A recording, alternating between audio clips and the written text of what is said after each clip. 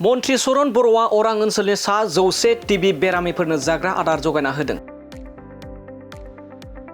हान्थामेला बिफाननि मन्त्री आरो माजबाद बियाबनि एमएलए चरण बर' बिथाङा माजबाद बियाबनि सा 100 टिबि बेरामिफोरखौ हेफाजाब होदों।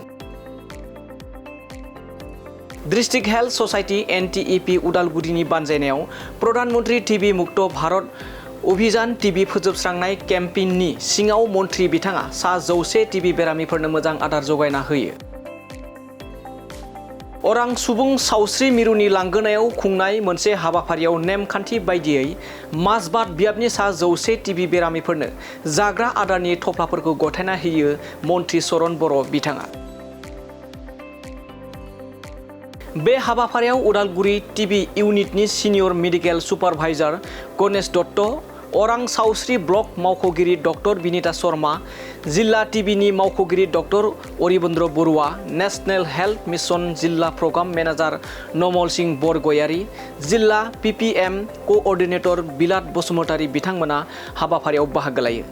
जाग्रा आदार जगायनायजों लोगोसे टिबि बेरामिफोरनोबो सांग्रांथि होयो। माजबाद बियाबाव सा 120सो टिबि बेरामिफोर दं होननानै फोरमायदों मन्त्री चरण बर' बिथाङा। इयुननि समावबो टिबि बेरामिफोरनो हेफाजाब होलांबाय थागोन होननानै फोरमायथियो मन्त्री चरण बर' बिथाङा।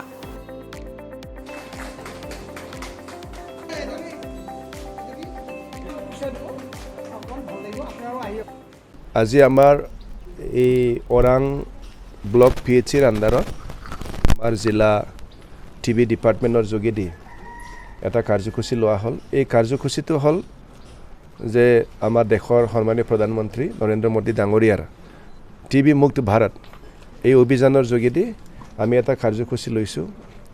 কাৰ্যসূচী এনেকুৱা যে টিবি ৰোগীৰ কাৰণে যক্ষ্মাৰ কাৰণে চৰকাৰখনে ঔষধ ইত্যাদিৰ ব্যৱস্থা সব কৰা হৈছে, কিন্তু তাৰ বাদেও এই টিবি বা যক্ষ্মা ৰোগীসকলক তেওঁলোকৰ স্বাস্থ্যৰ কাৰণে অকণমান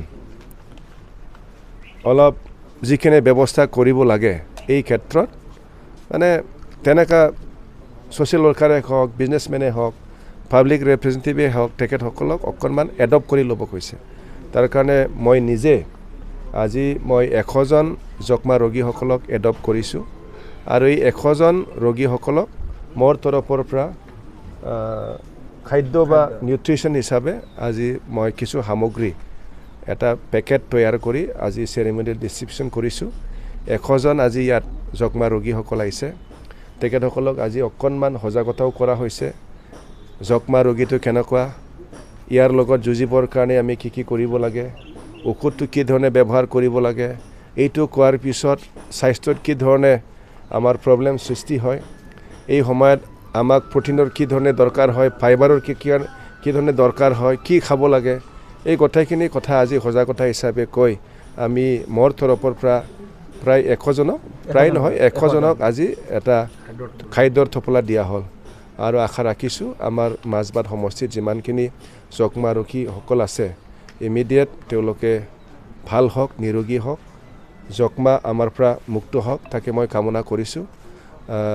মই আজি খবৰ লৈ পাইছোঁ ডিষ্ট্ৰিক্টত 400 এতিয়াও ৰেজিষ্টাৰ্ড যক্ষ্মা ৰোগীসকল আছে। মাজবাদত 100ৰ বেছি হ'ব বোধ হয়, 120 আছে। মই আজি 100জনক দিয়া হৈছে।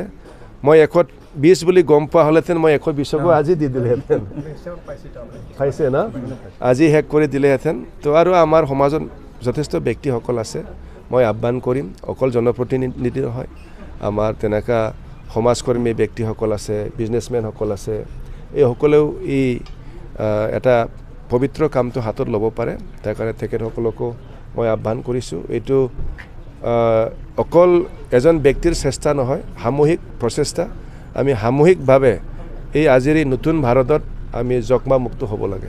ইতিমধ্যে নতুন চৰকাৰখনে বিভিন্ন আলোচনা কৰা হৈছে আৰু ইতিমধ্যে আলোচনা কৰি মেলি এখন সমষ্টিৰ ভিতৰত কমচে কম মিনিমাম অপাৰেশ্যন কৰিব পৰা এই ব্যৱস্থাটো কৰি দিয়াৰ কাৰণে স্বাস্থ্য বিভাগে আমাক প্ৰতিশ্ৰুতি দিছে। তাৰ কাৰণে সমষ্টিত থকা 2খন, 3খন, 4খন সব হস্পিটেলত গোটেইখিনি ফেচিলিটি নহ'লেও সমষ্টিৰ ভিতৰত কোনোবা এখনত অপাৰেশ্যন কৰিব পৰা ফেচিলিটি হ'ব এইখিনি ব্যৱস্থা আমি কৰিম আৰু বাকী মিনিমাম যিখিনি আমাৰ কি কয় ইমিউনাইজেশ্যন হওক বা তেনেকুৱা সৰু সুৰা বেমাৰৰ কাৰণে টেবলেট কিবা কিবি টেষ্টিং পৰীক্ষা এইখিনি ব্যৱস্থা চবতে আমি ৰাখিবৰ কাৰণে চেষ্টা কৰিম সজাগতাৰ প্ৰয়োজন আছে